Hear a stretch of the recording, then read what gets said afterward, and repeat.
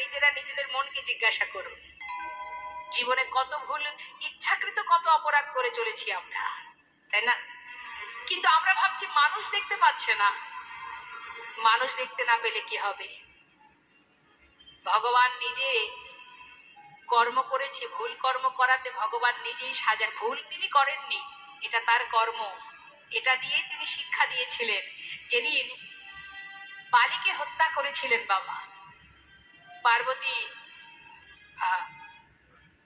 যেদিনকে প্রভু রামচন্দ্র সীতাকে উদ্ধার করার জন্য বালিকে হত্যা করেছিলেন, কোন যুদ্ধ ছাড়াই হত্যা করেছিলেন, পিছন থেকে তীর মেরে।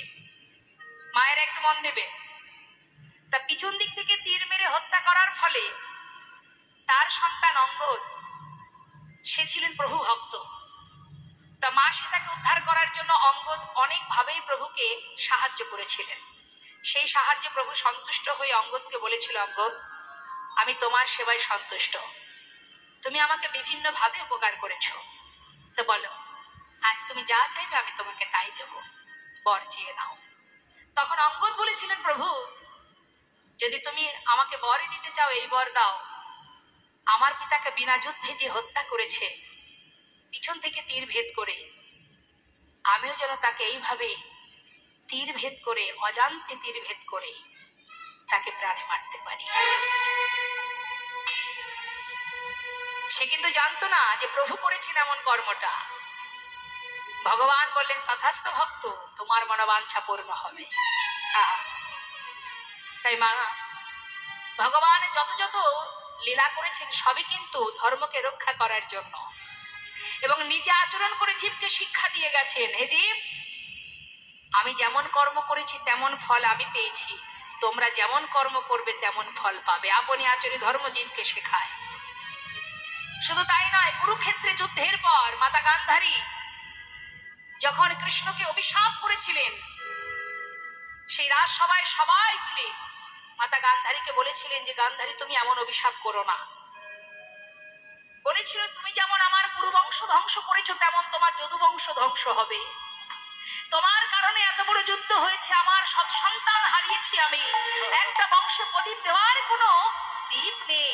তাই আজ আমিও তোমায় অভিশাপ দিলাম, তোমার বংশে প্রদীপ থাকবে না একটিও, যদুবংশ ধ্বংস হয়ে যাবে এবং তোমার মৃত্যু হবে। নিম্ন বৃক্ষের ডালে তুমি বসে থাকবে, আর কোনো না কোনো ব্যাধ মাছ ভেবে, তোমার মাছরাঙা পাখি ভেবে যখন নিচ থেকে তীর মারবে, সেই তীরের আঘাতে তুমি পতিত হবে ভূমিতে।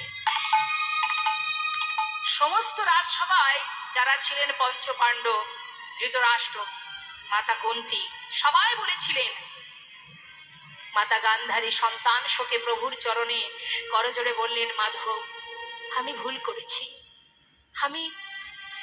আজ আমি অপরাধ করে ফেলেছি, আমি বুঝতে পারিনি সন্তান শোকে আমি দিশাহারা হয়ে গেছি, আমায় তুমি ক্ষমা করো। ভগবান বলেছিলেন, মা, কুরুক্ষেত্রের যুদ্ধের মাঠে জয়ের আনন্দ যেমন আমি পেয়েছি, তেমন পরাজয়ের যন্ত্রণাও আমি ভোগ করেছি। সকল মায়ের আশীর্বাদ যেমন আমি মাথায় নিয়েছি, তেমন মায়ের অভিশাপও আমি মাথায় নিলাম। তোমার ইচ্ছাই পূর্ণ হবে মা। তাই দুই কথা এক হয়ে মা, ওই অঙ্গদ সে কিন্তু জরা নামের ব্যাধ হয়ে সেই দাপর যুগে ভগবান কৃষ্ণ অঙ্গের চরণে মাছরাঙা পাখি ভেবে তীর ভেদ করেছিল এবং তারপর প্রভু পতিত হন ভূমিতে। এটা তারই লীলা মা। অর্থাৎ আমি অপরাধ করে যদি আমি সাজা পাই, তুমি প্রতি পদক্ষেপে অপরাধ করছো, তুমি সাজা পাবে না। জানতেও সাজা পাই, অজান্তেও সাজা পাবে। তুমি যদি অজান্তে আগুনে হাত দাও, আগুন কি ছাড়বে তোমায়? তুমি যদি ভুল করে কারেন্টে হাত দিয়ে ফেলো, না দেখে হাত দাও, তোমাকে সে ছেড়ে দেবে? দেখতে পাইনি ছেড়ে দাও। অর্থাৎ জানতেও অপরাধ হবে, অজান্তেও অপরাধ হয়, এটা জেনে রাখুন। তাই মানুষের চোখের আড়ালে আপনি যে কর্মই করেন না কেন, ঠিক করলে তার ফল ঠিক পাবেন, ভুল করলে ভুলের জন্য সাজা পাওয়ার জন্য আপনাকে অপেক্ষা করতে হবে, ঠিক পাবেন। তাই আজ গোবিন্দ ঘোষ যে ভুলটা করলো, সে আজকে একটা হরিতকে সঞ্চয় করে রেখে দিল। মনে মনে ভাবছে প্রভু তো আর জানছে না, কিন্তু তার চোখের ফাঁকি তো জগতে কেউ দিতে পারবে না, যিনি এখানে বসে আছেন। তাই গোবিন্দ ঘোষ একটা নিজের কাছে চুরি করে রেখে আর একটা নিয়ে এসে প্রভুর হাতে দিলেন। প্রভু কোনো কথা না বলে কিছু সময় পর এবার ভক্তদের বললেন, চলো ভক্ত, সেবা হলো, আর দেরি নয়, চলো যাত্রা করি। সমস্ত ভক্তগণকে নিয়ে যাত্রা করেছে। এলেন কোথায়? পর দিবসেতে প্রভু। দর্শন করা আমার উচিত নয় ভক্ত, আজ এই মুহূর্তে গোবিন্দকে ফেলে আমরা চলে যাব না।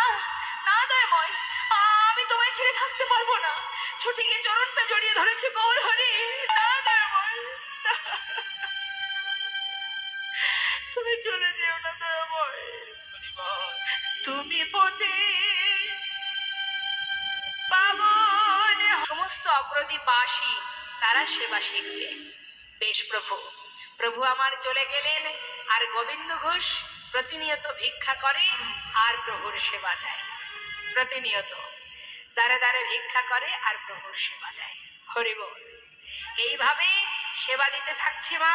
একদিন দুদিন করতে করতে 1 বছর হয়ে গেল। 1 বছর যেতে না যেতেই প্রভু ওই যে বলে গেলেন বিবাহ করবে। একটা সুকন্যার সন্ধান পেল, শুভ দিন দেখে শুভ বিবাহ করলেন। বিবাহ হলো, নতুন বউ ঘরে আসছে। মায়েরা উলুধ্বনি, হরি বল, উলুধ্বনি উলুধ্বনি। মানে সে কিন্তু শক্তিশালী হচ্ছে বাবা। যে যে চিন্তাকে বেশি গুরুত্ব দেবে সে তত শক্তিশালী হবে। যে কীর্তন শুনবে, পরের দিন কোথায় কীর্তন হবে সেই চিন্তা হবে। আর যে সিরিয়াল দেখবে তার কি হবে? কি বুঝতে পেরেছেন কি বলেছে?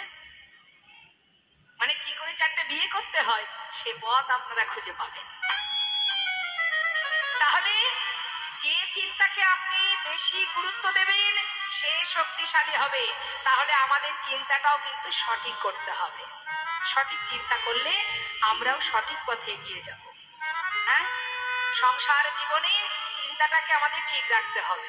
ভগবত কৃপা লাভ করতে গেলে, গৌরের কৃপা লাভ করতে গেলে, গুরু কৃপা লাভ করতে গেলে অসৎ সঙ্গ ত্যাগ করে সৎসঙ্গ করতে হবে। সতের সঙ্গ করতাম যদি প্রভু রাখতো আমায় ভালো, অসতের সঙ্গ করে বৃথায় জনম গেল।